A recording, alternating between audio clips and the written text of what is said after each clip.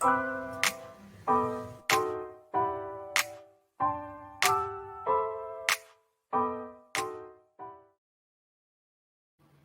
pessoal, sejam muito bem-vindos a mais um episódio aqui do podcast Papo Devs, ainda sobre a temática, né, sobre território e habitação. E a gente já falou aí sobre território enquanto corpo, enquanto algo além da terra, falando sobre habitação urbana também, as questões que envolvem habitação urbana. E estamos aqui com a Karina Leitão para continuar essa conversa, porque, nossa, poderíamos ter 300 mil episódios para falar sobre isso. Então, para a gente aprofundar um pouco mais e conhecer outras histórias relacionadas a esse tema, estamos aqui com a Karina e já agradeço de antemão pela sua presença aqui para a gente conversar. Estou muito feliz, porque como eu já contei para a Karina antes de a gente começar a gravar, só elogios quando a gente pensou em chamá-la aqui para o podcast. Então, estou muito feliz, Karina. Muito obrigada, seja muito bem-vinda. Oi, Débora, obrigada. Eu estou meio envergonhada e ao mesmo tempo lisonjeada com os elogios, assim, porque eu estou suspeitando que amigas muito queridas douraram a pílula sobre a minha trajetória e agora eu vou ter que parecer interessante. Não pensa assim. Mas é um prazer estar aqui para falar de mim, para falar dessa luta de moradia, uma trajetória pessoal, assim, que em alguma medida pretende contribuir para uma luta que é essa por justiça territorial, socioterritorial, socioambiental nesse país tão desigual, né? Uhum.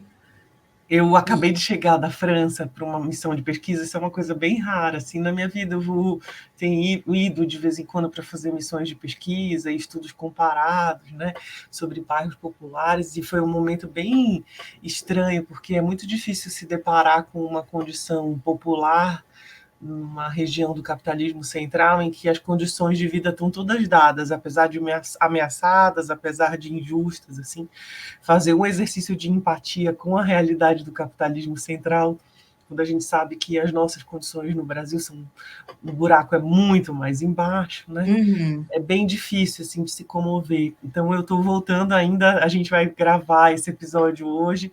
Eu estou bem mexida, tentando ainda elaborar essas questões do que é a realidade de vida nos conjuntos habitacionais na França, que obviamente me tocam também, mas que evidentemente não me movem como as questões brasileiras, as questões que são nossas, propriamente nossas, sabe? Uhum. Então, Sim. vou falar disso e provavelmente um certo ranço com a condição desigual e assimétrica da divisão internacional do trabalho pode emergir aqui, porque eu também estou tentando organizar a minha própria raiva. Uhum. Então, vou fazer esse Excelente o convite para movimento. vocês. Eu acho que antes, que eu estou super curiosa aqui para saber que diferença é essa. Mas antes, só para de praxe aqui do nosso podcast, queria perguntar para você, Karina, o que é justiça para você, assim, quando você pensa no contexto Brasil, assim, o que significaria justiça? Pois talvez a busca por menos assimetrias, né? Por menos desigualdades, ao mesmo tempo que do ponto de vista racional, acho tão difícil a gente atingir condições justas de vida no sistema sobre o qual a gente vive, se organiza, né? Organiza a produção, a reprodução da vida. Toda a minha racionalidade ela me leva a dizer assim, a justiça é impossível debaixo dessa condição que nos, né, sobre a qual nós estamos organizados economicamente, mas politicamente é uma utopia que seguramente da qual eu não quero abdicar, né? Sim. Então, tanta coisa se diz na filosofia do direito sobre justiça, né? Tanta crítica já foi feita sobre isso. E a gente, num país como o Brasil, inserido no contexto da América Latina, onde toda a luta está muito ligada a uma formação, toda a luta espacial está muito ligada a uma formação, por que não dizer cristã, né?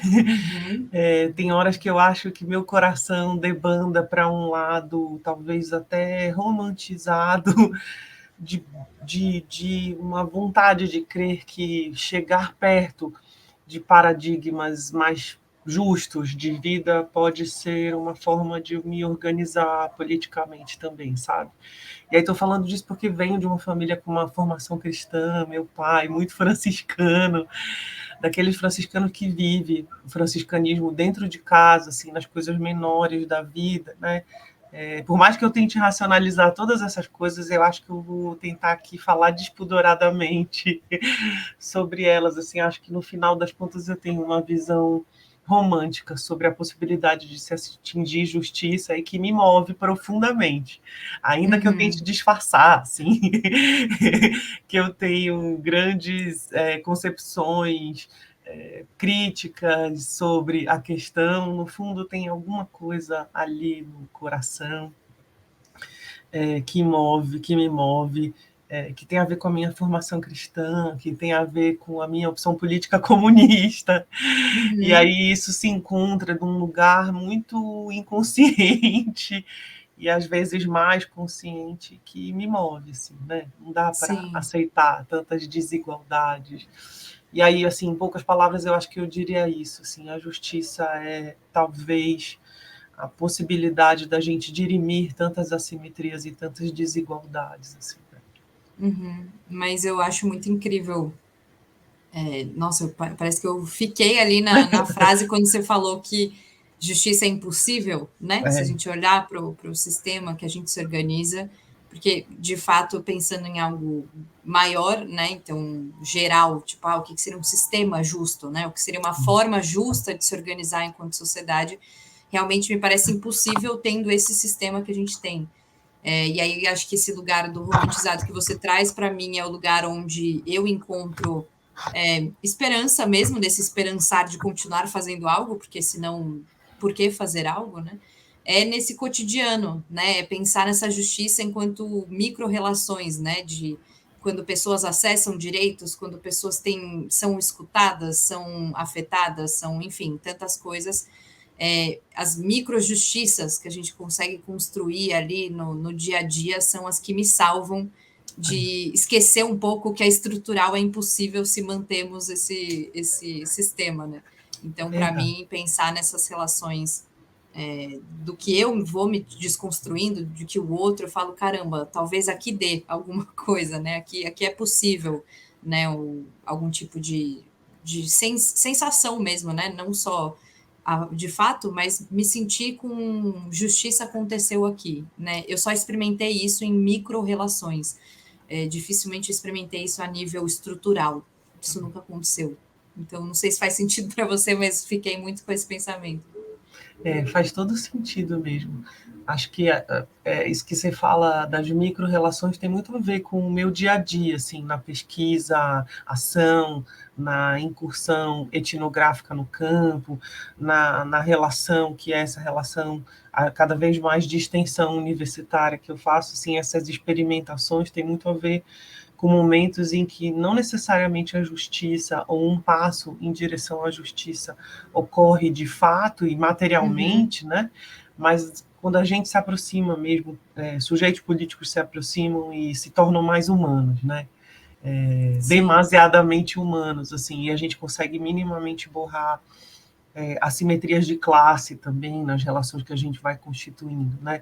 Eu sou arquiteta e urbanista e a minha forma de atuação política, pedagógica, profissional é através das condições materiais da vida, né? Que eu vou discutindo e tentando minimamente contribuir para a melhoria delas. Então, justiça para mim sempre passa pela ideia de espaço, né? Uhum. Mas é muito difícil fazer alguma transformação espacial de fato, permanente, né? Sobretudo do ponto de vista da forma como eu atuo, que é através da universidade, né? Fazendo coisas muito pontuais, mas disputando uma agenda pública mais Sim. a longo prazo, mais perene, etc., sem, né, me isentar da possibilidade de tentar discutir coisas pequenas, temporárias, ínfimas, né? Eu brinco com os meus alunos e com alguns colegas com quem eu trabalho, que às vezes a gente está fazendo, através do laboratório de habitação onde eu atuo, coisas pequenas, por exemplo, como uma biovaleta numa área de favela que não tem drenagem urbana.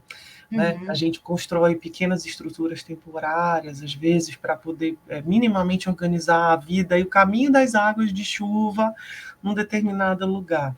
Eu falo com eles que a gente, às vezes, está construindo a biovaleta, mas mirando na revolução. Porque o processo participativo de discutir a biovaleta não vai chegar no nível de atendimento, de condições melhores de vida que a gente, de fato, deseja, mas a gente seguramente se torna seres políticos mais protagonistas das nossas próprias vidas, né? E a gente se humaniza, eu acho que essa palavra talvez seja uma palavra que me diga muito sobre todas as vezes que eu miro numa discussão de justiça, no fundo, eu me dou por satisfeita com um processo de humanização mais radical, sabe? Uhum. Isso me comove e, na verdade, me move. Eu acho que eu estou o tempo inteiro trabalhando nesse campo onde eu estou com as minhas próprias frustrações, né? Mas tem algum bichinho ali político que vai sendo alimentado com esses microprocessos, como você disse, com as micro-relações, ainda que eles não sejam exatamente o todo da minha própria agenda pessoal e coletiva de luta, né? Sim, é porque no final, as questões das micro-relações, para mim, elas falam muito sobre algo que é muito maior e necessário para qualquer tipo de revolução, que é sobre esse fortalecimento da identidade, né? Seja da identidade pessoal, da identidade de um povo, enfim, que o Brasil é muito defasado nesse sentido, seja pela morte das pessoas, né? Seja pelo silenciamento e apagamento das identidades, seja até pelo processo de colonização em si, mas essa falta de poder se compreender na sua identidade, ser escutado, ser agente protagonista da sua vida e poder fazer escolhas, né? É um país que pouquíssimas pessoas têm a possibilidade de escolher sobre a própria vida. Então, essas micro-relações podem parecer micro, mas no fundo estão falando sobre coisas muito profundas, né? Que é isso, poder participar de um debate, poder participar de uma escolha política, enfim, né? São coisas que são pequenas se a gente olha ali dentro da estrutura gigante, mas que são muito para dentro, né? Da pessoa ser escutada e, pelo menos nos processos que eu já fiz, por exemplo, de justiça restaurativa, muitas pessoas, quando a gente terminava de escutá-las, né, na questão do conflito, falavam, tipo, caramba, eu existi agora pela primeira vez, porque ninguém tinha me escutado, né? Então, ali num processo de escuta, a pessoa se sente existente, né? Tipo, caramba, agora eu existo porque me relaciono e alguém me escuta.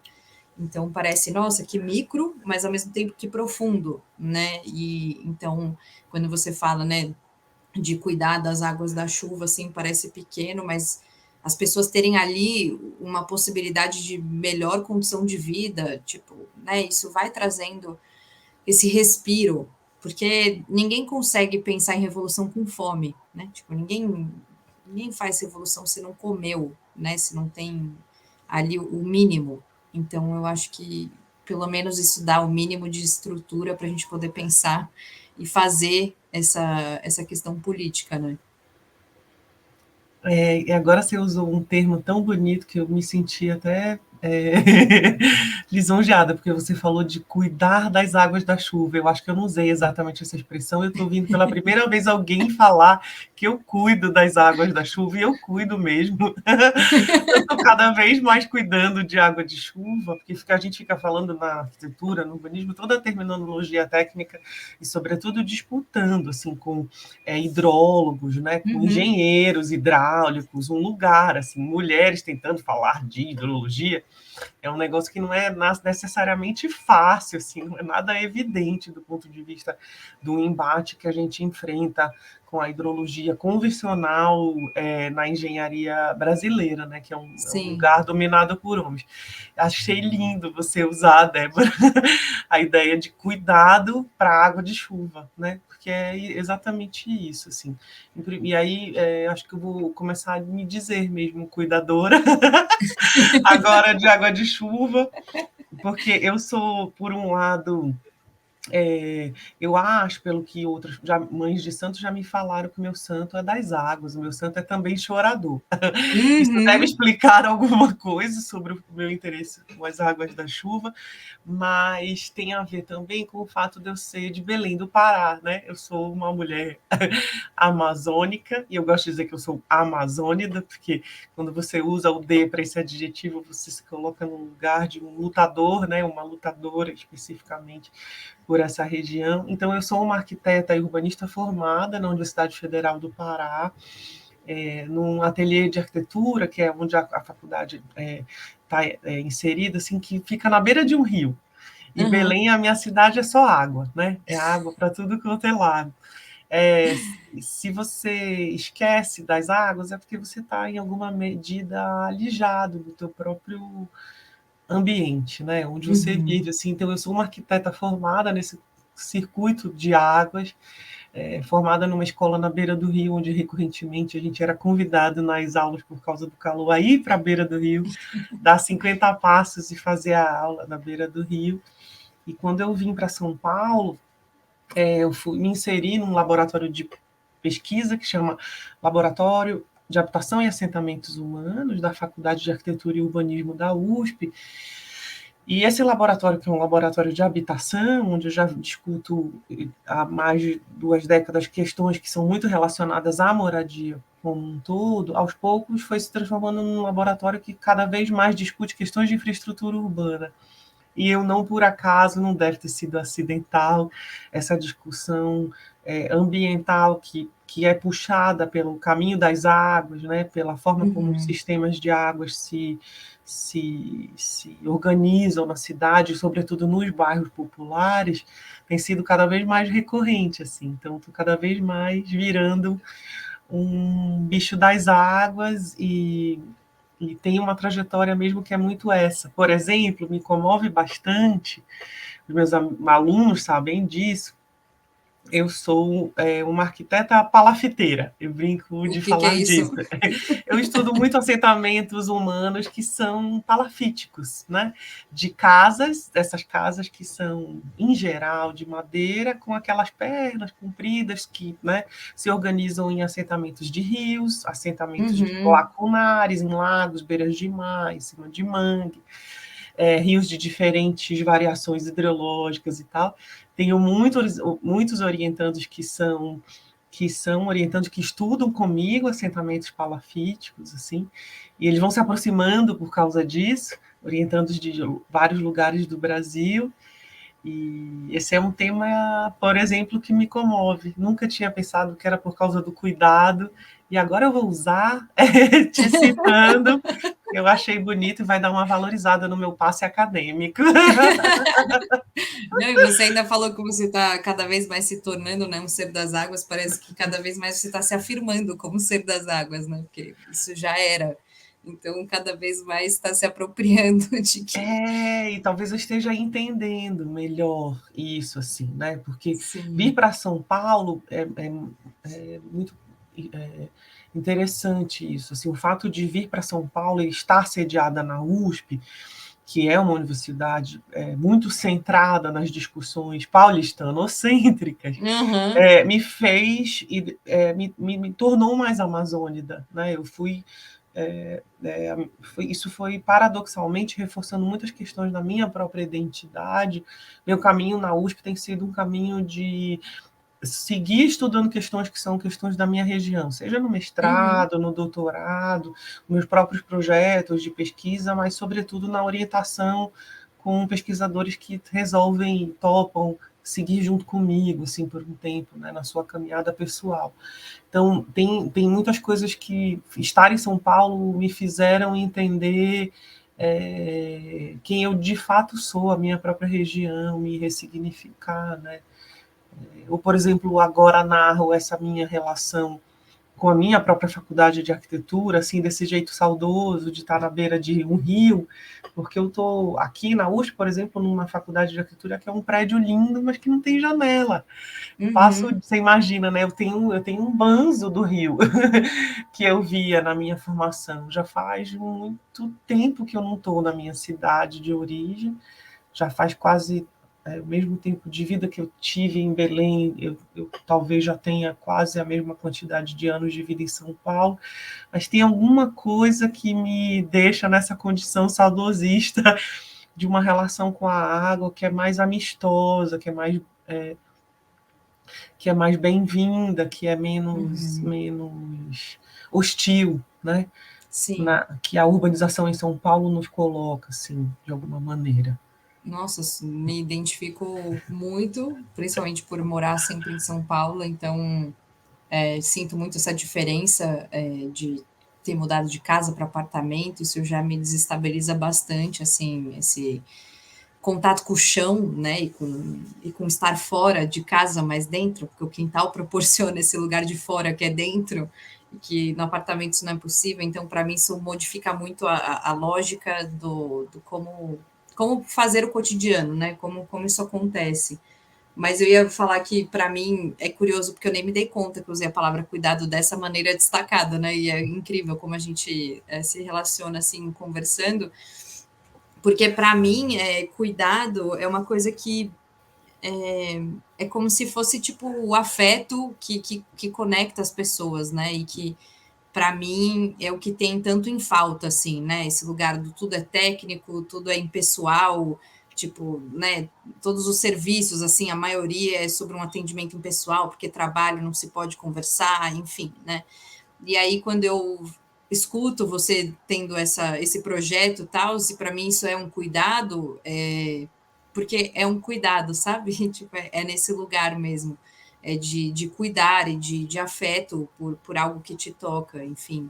Então, usei sem ter tanta consciência disso, mas porque isso é muito importante para mim, assim. O sentido desse podcast é não ser um podcast de, nossa, vou ficar te interrompendo várias vezes, porque eu quero cuidar de você estar aqui, sabe? Então, me sinto a cuidadora das escutas. Então, acho incrível termos a cuidadora das águas. Faz muito sentido para mim. E aí eu queria te perguntar, assim, porque eu fiquei curiosa de entender como que como que você foi costurando assim essa caminhada, né, em relação a isso do território, porque penso que até essa sua mudança, né, é, de cidade demonstra o quanto o espaço, né, que a gente ocupa não é só sobre o território em si, né, mas é como a gente se relaciona emocionalmente com ele, né? Então estar perto do rio para você tem um significado que é para além de põe um rio aí, né? Tipo, não é só sobre isso, sobre reprodução técnica de espaços, mas é o quanto a gente se conecta emocionalmente com afeto e com histórias, enfim. Então, queria escutar um pouco de como que você chegou nisso, assim. Como chegou, Karina, hoje? Assim, olhando para trás, agora posso até eventualmente contar essa história tentando forjar aqui alguma linearidade, mas assim, a sensação que me dá mesmo se eu olho para trás assim para meu percurso profissional acadêmico é que tudo foi muito acidental, né? Nada foi muito nenhuma escolha foi assim muito consciente. Alguns caminhos assim foram meio sendo trilhados e tal, mas a sensação que você vai costurando, né, sua trajetória a partir das possibilidades que vão se dando e que você vai negociando com as próprias contradições que você suporta vivenciar Uhum. profissionalmente, né? Eu acho que eu trabalho muito com as minhas próprias paixões pessoais, as minhas próprias paixões temáticas e políticas, então, em geral, eu estou sempre toreando as contradições que vão sendo colocadas e que eu vou escolhendo viver, né? Em nome de um projeto profissional pessoal que não fira tanto as minhas próprias convicções políticas e éticas e técnicas, né? Então, eu me formei em Belém, já era uma pessoa que trabalhava com questões mesmo da arquitetura popular, né, fazendo extensão universitária. Veja o campus onde eu estudava, como a maioria das universidades brasileiras federais, tem do lado uma grande favela, né? A minha cidade é uma cidade basicamente favelada, a gente não chama de favela as áreas populares em Belém, mas são áreas basicamente que a gente chama de baixadas, né? Que são todas as áreas baixas, né, da cidade, são ocupadas em primeiro lugar por pessoas pobres que estão ali em busca de uma centralidade, uma proximidade com o trabalho, né? Como os pobres no Brasil são empurrados em um mundo capitalista para usar as áreas que sobram, né? Onde tem morro, esses pobres sobem um morro. Onde tem mangue, os pobres, né, se projetam sobre o mangue. Na minha cidade, que é uma cidade de muitas áreas baixas, essa é a condição eminentemente a mais importante assim da habitação popular. Então eu já trabalhava com isso, mas quando eu vim para São Paulo, tinha poucas, era uma coisa de vou para São Paulo me tornar mais urbanista.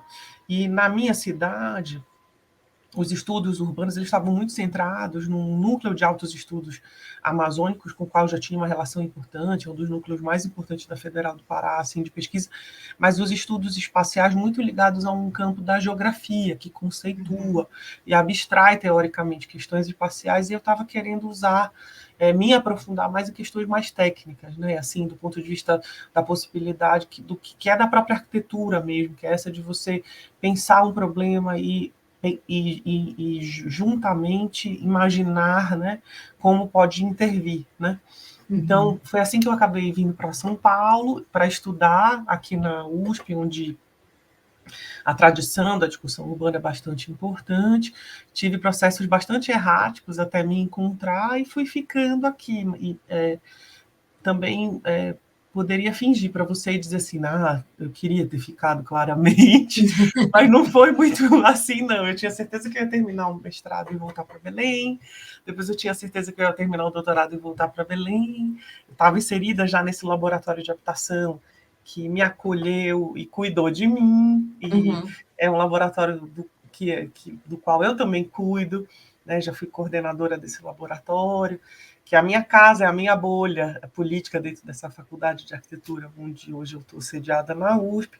Mas, e aí foi isso, fui fazendo concurso, fui ficando, e felizmente, apesar da USP ter esse jeito paulistano-cêntrico de ser uma universidade muito moldada, e aí estou fazendo uma crítica, assim, né, pelo que é um pensamento afrancesado da ciência canônica no mundo, assim, ao mesmo tempo sempre tive uma autonomia e construí essa autonomia de continuar estudando os temas que me afetam profundamente.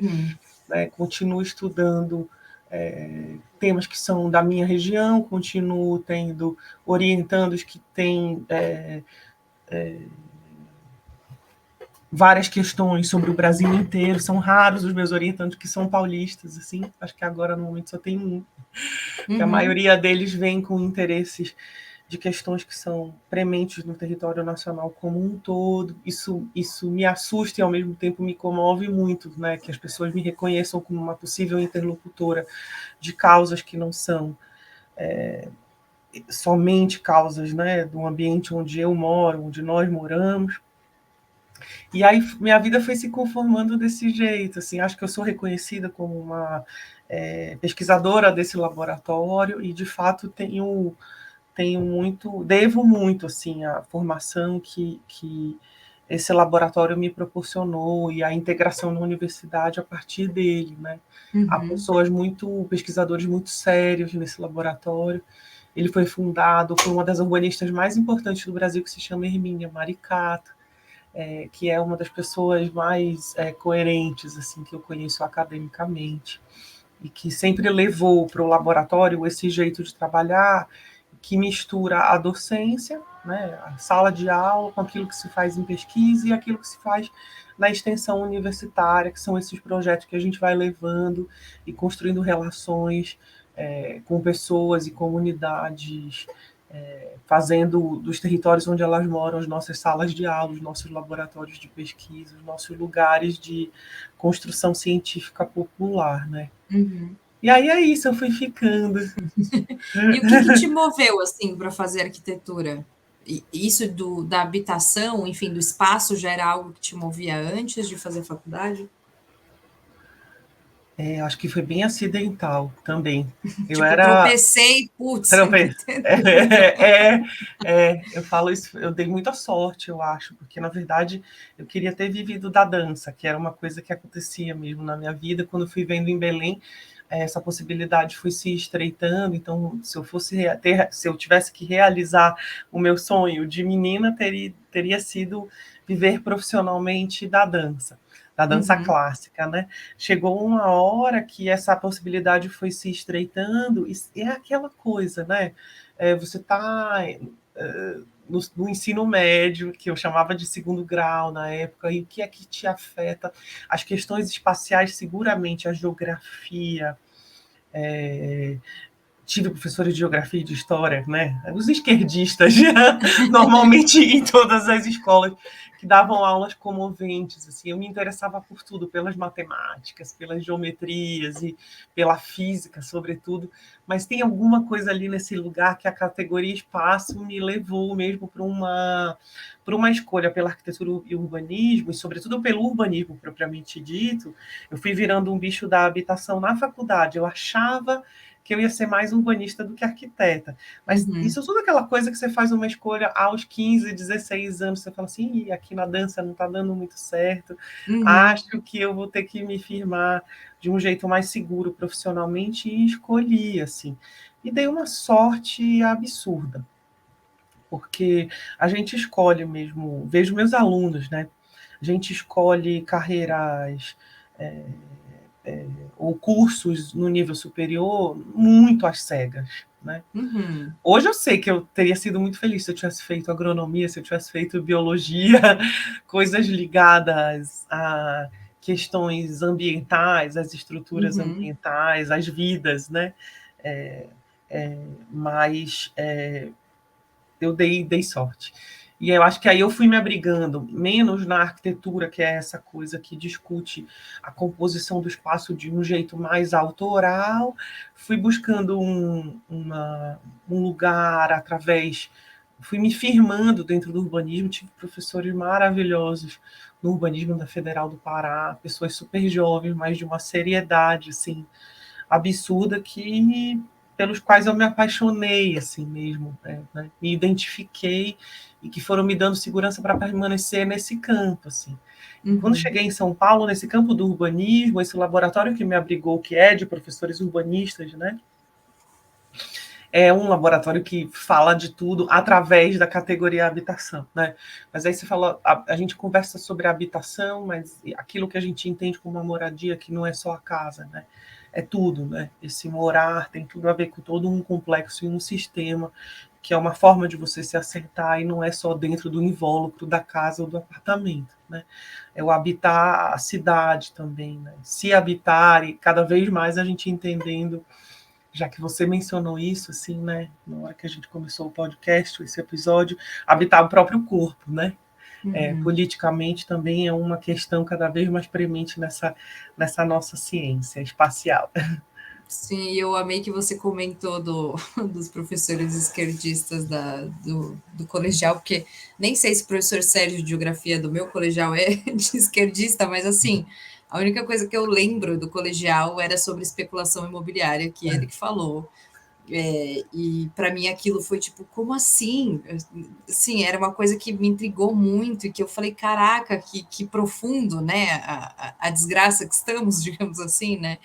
E para mim foi muito potente como eu fui me tornando depois, tanto que eu já contei para ele que eu só lembro disso do colegial e de tantas aulas de matemática e tudo.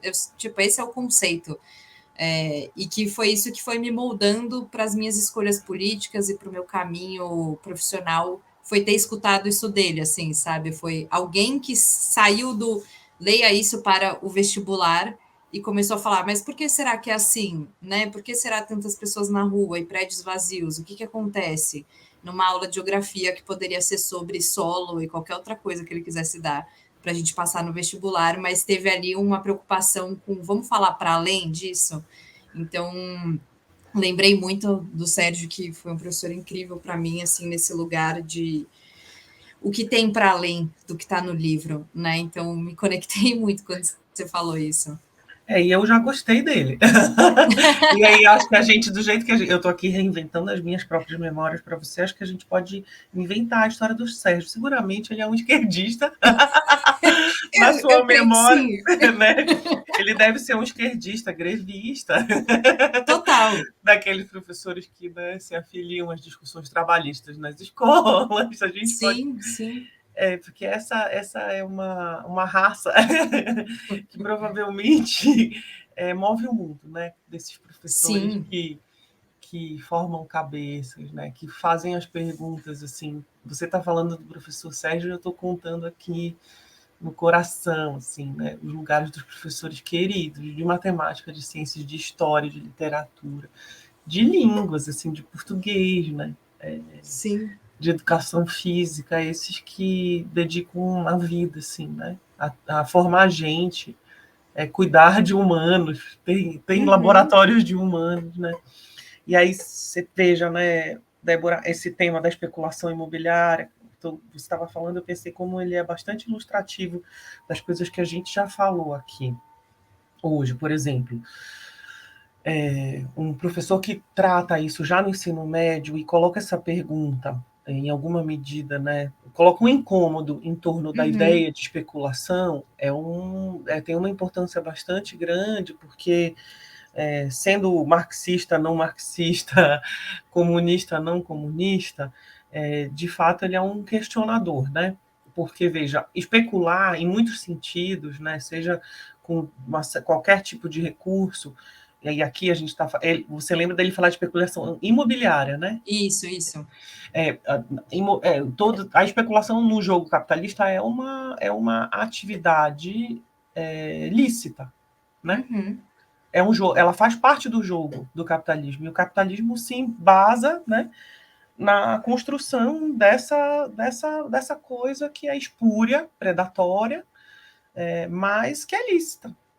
Uhum. E um professor no ensino médio colocar essa ideia, eu acho que é algo fundante, né? Porque ele desnaturaliza coisas que são muito importantes. Isso é uma coisa que na própria faculdade, dando aula de urbanismo, a gente precisa o tempo inteiro bagunçar as cabeças dos nossos alunos na graduação, porque tem horas que nós esquerdistas falamos de especulação imobiliária, assim, quase como um palavrão, né? Os Uhum. especuladores! E aí depois a gente se toca e fala, mas os especuladores, eles não são criminosos. Uhum. Tristemente, eles estão agindo dentro das regras do jogo. Uhum. Então, lucrar com o trabalho alheio, né? Extrair mais-valia do trabalho alheio, especular, né? Que aí é um exercício mesmo de espera para a valorização do valor e obtenção de riquezas, né? E uma apropriação privada daquilo que se acumula, também está dentro da regra do jogo. E a gente precisa olhar para isso, eu acho que sem despudoradamente, ainda que eu entenda pessoalmente que a palavra especulação é um palavrão, porque Sim. é lícito, mas não é justo. E aí a gente volta para a ideia de justiça, né? Que a gente começou a discutir logo no início do episódio, né? É justo especular? Não é justo especular.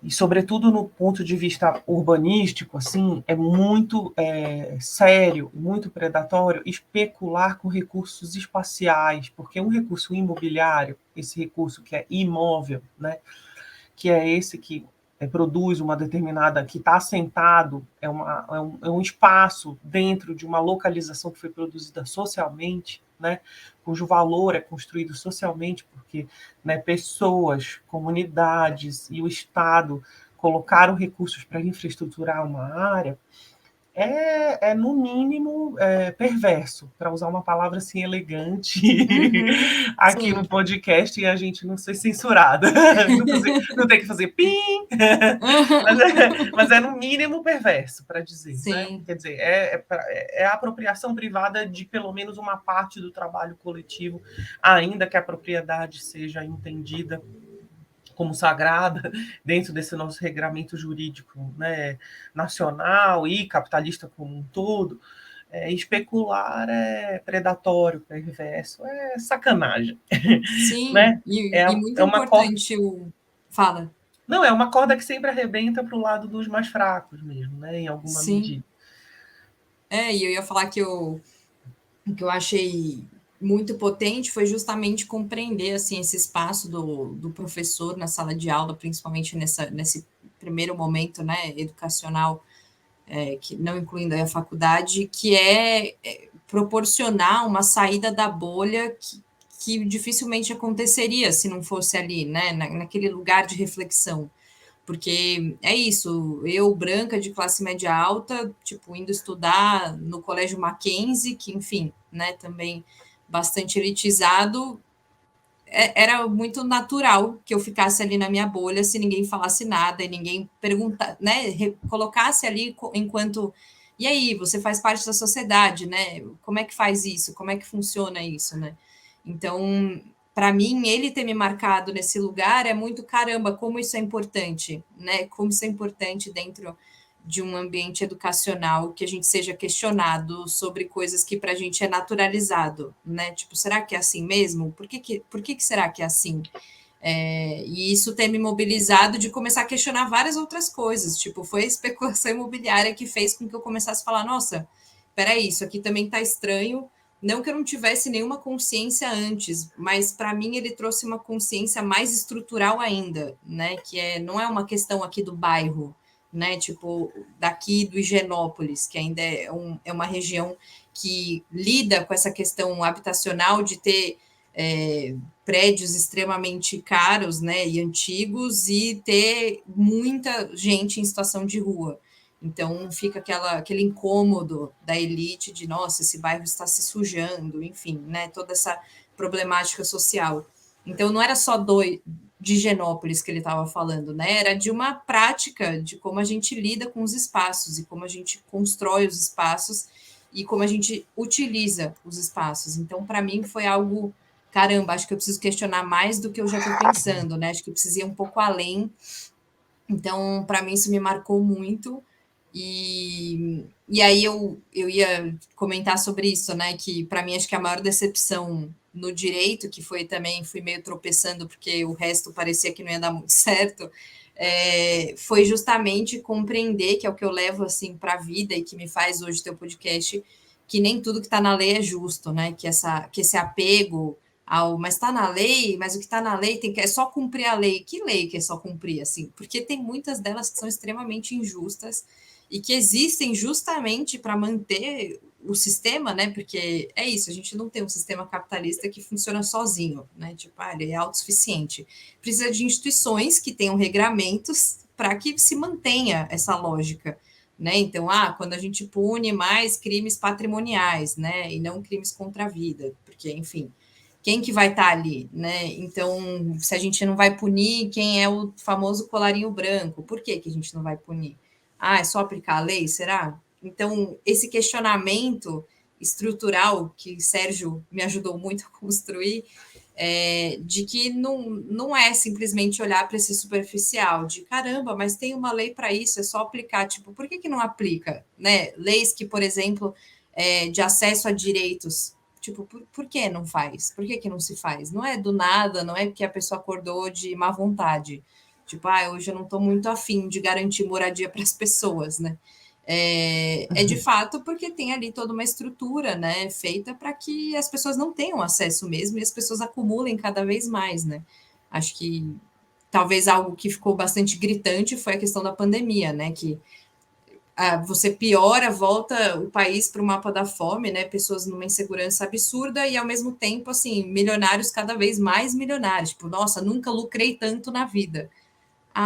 Tá. Né? E é só cumprir a lei. Tipo, não é possível que seja isso, né? É interessante com você falando dessa pergunta disparadora, como ela te moldou, né? E aí eu estava me ocorrendo aqui que Uma escola salva, né? A universidade salva a gente de viver nas nossas bolhas, assim. Hoje a gente está, em alguma medida, comemorando uma pequena vitória dentro desse cenário político, dessa conjuntura política que a gente está vivendo, né?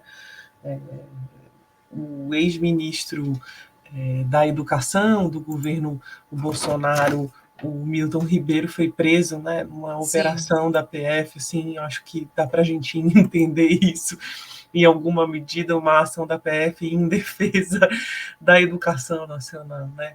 Uhum. E como a nossa possibilidade política e algum passo, nem que seja meio passo, diante de uma justiça, né, esteja colocado na defesa desse nosso patrimônio, que é o patrimônio da educação, né, nacional. Assim. Sim. E viva a escola, né? Sim, e eu ia te perguntar em relação à habitação, pelo que eu estou entendendo, né, do que você está trazendo, e pode me corrigir qualquer coisa, que a questão da habitação tem muito, os desafios, né, e a violência que acontece na área da habitação tem muito a ver com a questão estrutural. Por exemplo, isso, né, da especulação imobiliária ser algo que é ok, a gente faz e faz parte do jogo. Então, tá aí uma questão estrutural, né? Mas aí eu ia te perguntar como que você vê e pratica, né, pensando aí no laboratório, enfim, caminhos possíveis, né, que de fato trazer um pouco mais de justiça nesse âmbito, né? Quais caminhos possíveis para pensar que pareça o mínimo, né? Assim, perante o todo, mas que caminhos que você tem experimentado para construir essa tal justiça no cotidiano de algumas pessoas, né? Na verdade, assim, só para voltar um pouquinho no Por início da tua favor. pergunta, quando você está falando das questões, a relação da habitação com as questões estruturais tem muito a ver com a renda propriamente dita, né? Há intelectuais que falam isso, assim, que o problema da habitação não está necessariamente na habitação em termos setoriais políticos.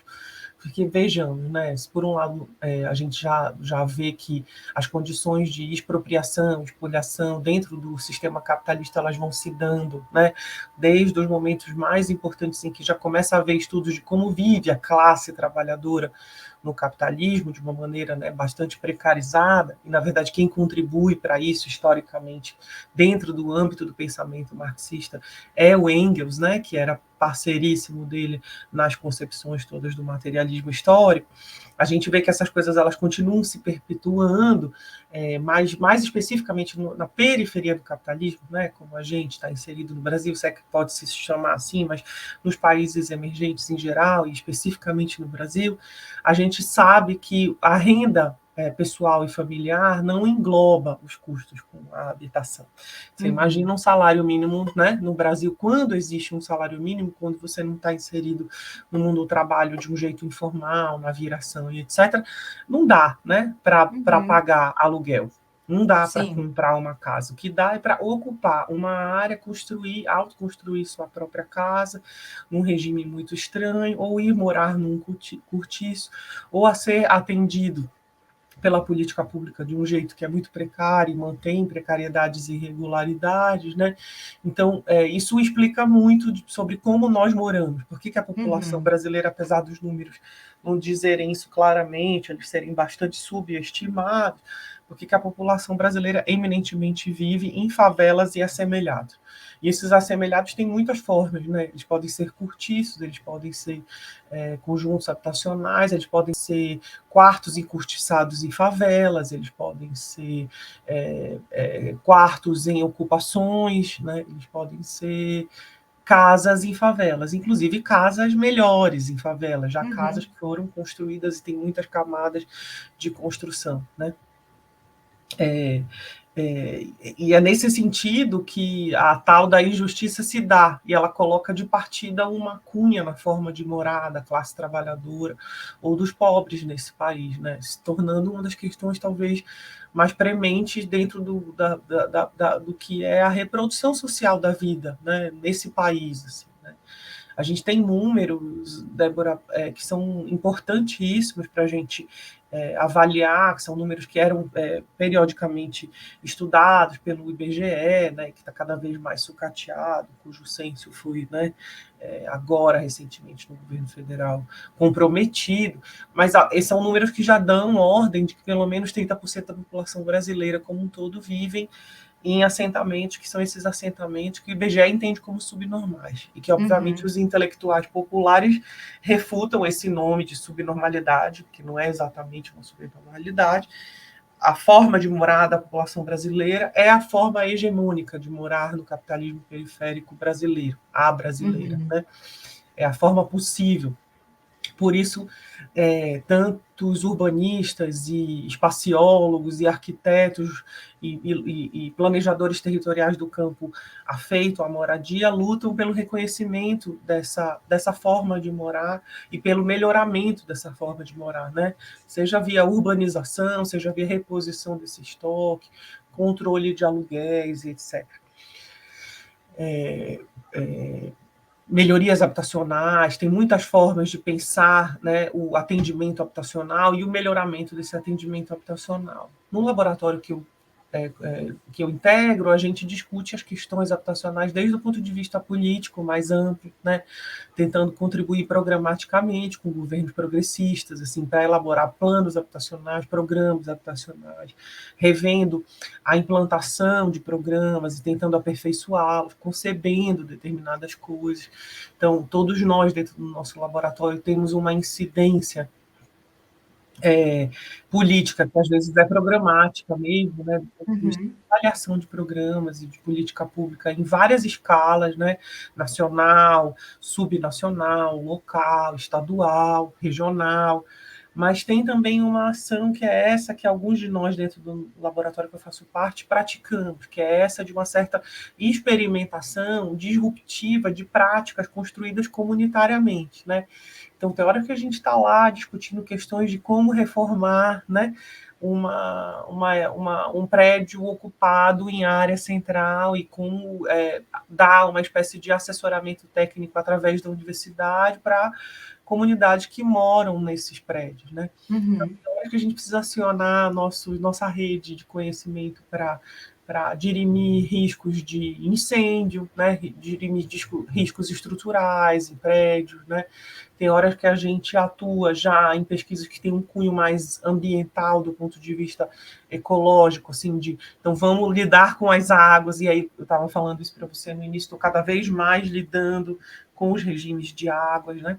Seja para o manejo de água pluvial, captação de água de chuva em escolas públicas, construção de pequenos dispositivos de drenagem urbana, jardins de chuva, jardins de raiz, né?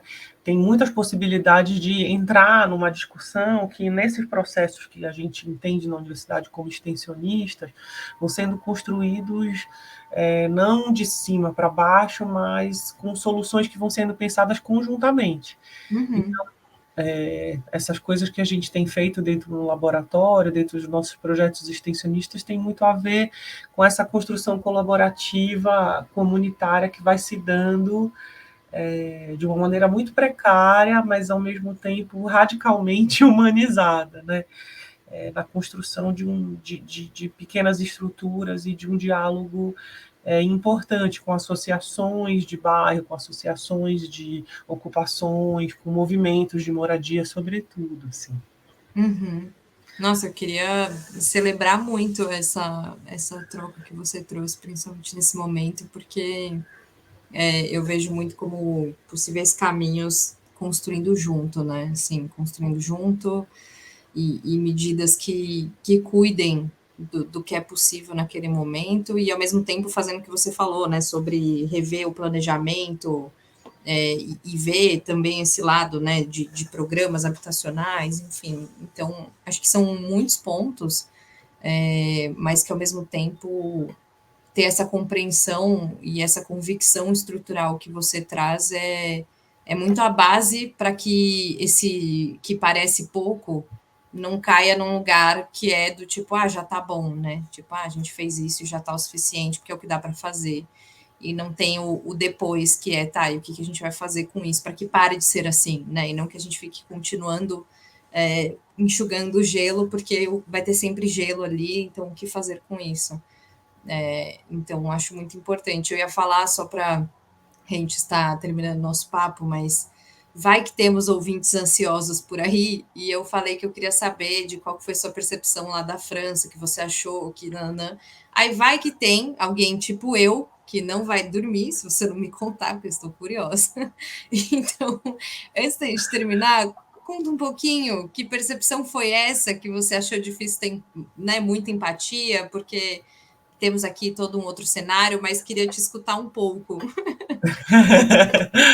Ai, Débora, é que assim, olha, no capitalismo central tem uma tradição de atender, diferentemente do nosso caso, né, brasileiro, em que as pessoas têm que se virar para morar, mesmo com as injustiças todas que ocorrem no capitalismo central, sobretudo com povos negros, imigrantes, árabes, ciganos e etc., as pessoas, em geral, habitam conjuntos habitacionais construídos pelo Estado, né? Na França não é diferente, esses conjuntos são periféricos, mas eles têm um metrô à porta, né? Uhum. As pessoas têm uma condição um pouco diferenciada, muito assimétrica em relação ao resto da sociedade branca europeia, que se constituiu num estado de bem-estar social, com acesso às políticas, né, todas de segurança e previdência estatal, mas em alguma medida você visita esses espaços, e esses espaços eles são infraestruturados e feitos com obras públicas que são capitaneadas pelo Estado, né? Então você entra em conjuntos habitacionais construídos com uma certa regularidade, tem calçada, né? Tem via, tem leito carroçável, tem metrô a poucos metros, né? Trem a poucos metros. E se por um lado eu não estou querendo de maneira nenhuma hierarquizar pobrezas, a condição do capitalismo periférico ela é muito mais degradante da vida humana. Assim, né? As nossas favelas, quem conhece ambientes de favelas, ambientes de ocupações de prédios, sabe muito bem como é que um brasileiro tem que fazer para viver. Né? É uma condição, né, em que você tem que construir a sua casa, você tem que puxar a sua rede de luz, você tem que puxar a própria rede de água, a própria drenagem, tem que fazer a sua fossa, né? Porque o Estado, na maioria dos casos, não vai te prover. Né? Aquilo que eu estava falando, o regime hegemônico de produção da cidade e da casa no Brasil é esse que acontece através de uma produção que não é regulada pelo Estado, essa que a academia chama de autoconstrução, que tem muitas diferenças em cada lugar do Brasil, em cada cidade, dentro das próprias cidades, mas é um regime de autoconstrução. A gente pisa sobre o cocô, né, gente? Eu estava falando para você do ambiente palafítico, que é esse que eu estudo, você bebe a água sobre a qual você defeca. Então, exercitar a empatia no lugar do capitalismo central, para mim, é sempre muito difícil, porque eu piso em territórios, né, muito mais precários. Ainda que a simetria social me comova, né, quando você vai conhecendo lideranças que estão ameaçadas, que são subjugadas, que são subalternizadas nessas sociedades brancas, eminentemente brancas, vai dando a mesma revolta, mas não dá para comparar que as condições de acesso à cidade sejam as mesmas, né? São muito mais chocantes as nossas condições. Assim. Eu venho de um estado, ou mesmo de uma capital brasileira, se a gente puder dizer, em Belém do Pará, pouquíssimo da coleta de esgoto é feita, assim, nem 20% da coleta de esgoto é feita na minha cidade. Assim. O que é tratado é um número irrisório. Então, quando você chega numa cidade como Paris, onde eu estava agora recentemente, que é uma cidade onde, né, os anos áureos do capitalismo deram uma acumulação de riqueza a ponto de mesmo os pobres viverem numa condição infraestruturada, há um tapa na cara em relação ao que é viver num lugar do capitalismo central e o que é viver num lugar do capitalismo periférico. Né?